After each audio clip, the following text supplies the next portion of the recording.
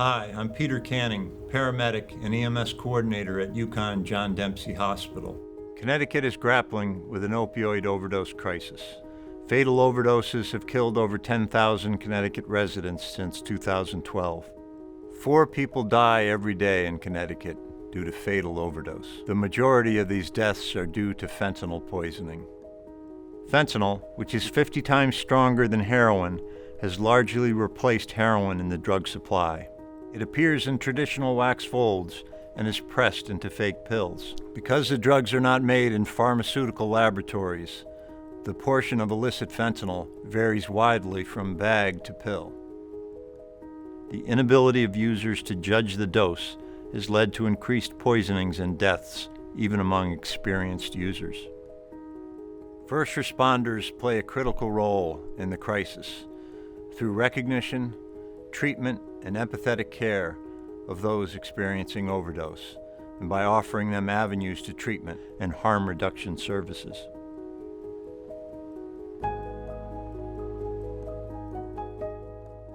Let's talk about recognition.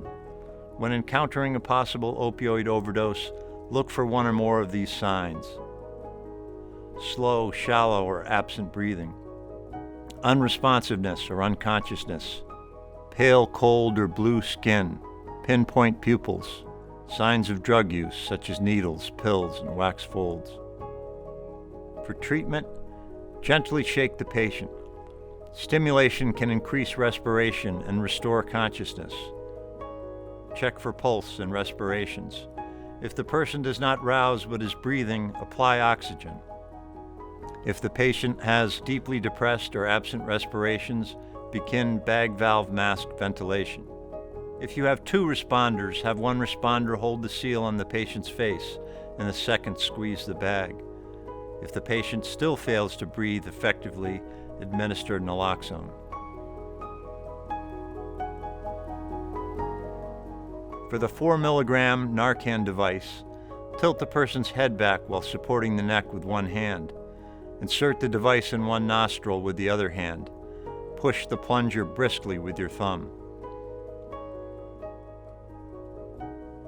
For the 2 milligram naloxone device, connect the tubing with the atomizer. Remove the yellow caps on the plastic tube.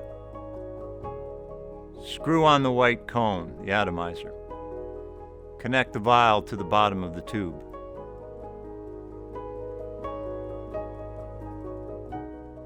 Spray half of the vial up each nostril by pushing the vial up through the tube.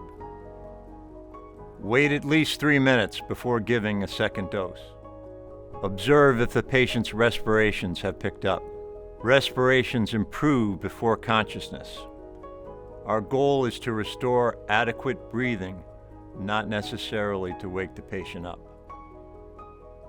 Continue rescue breathing until a person breathes on their own.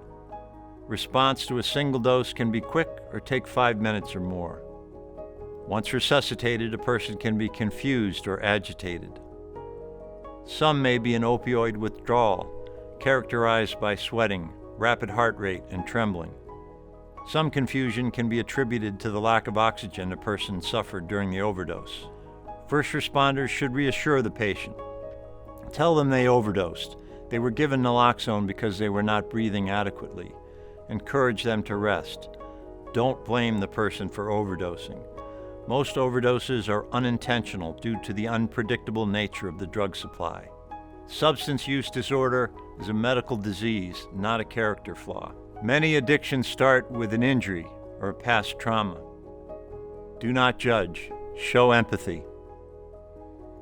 Patients who perceive they are being treated by compassionate responders are more likely to seek help than those who are blamed for their behavior. Resuscitated patients should receive a full evaluation by EMS and should be encouraged to go to the hospital. If they are alert and oriented, they have a right to refuse transport to the hospital. Those who continue to refuse should be asked if they know how to access help if they need it, if they have naloxone at home, or if they know where to obtain it. Many EMS services are now providing naloxone leave-behind kits with available resources for those instances.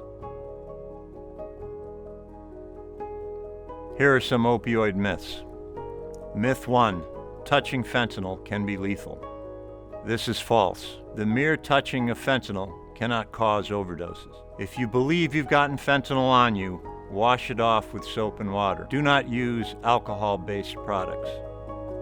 Myth 2. Resuscitated patients are always combative. This is false. While agitation and confusion can occur, true combativeness is rare. Myth 3. Overdoses are always intentional. This is false. The unpredictable nature of Connecticut's drug supply and the strength of fentanyl make it impossible for users to gauge their dose. Even experienced users can suffer accidental overdose if they use alone. First responders play a vital role in the overdose crisis through recognition, emergency treatment, and empathetic care for those who have overdosed. We know how stressful this can be. We thank you for taking the time to be trained and for your dedicated service to the citizens of Connecticut.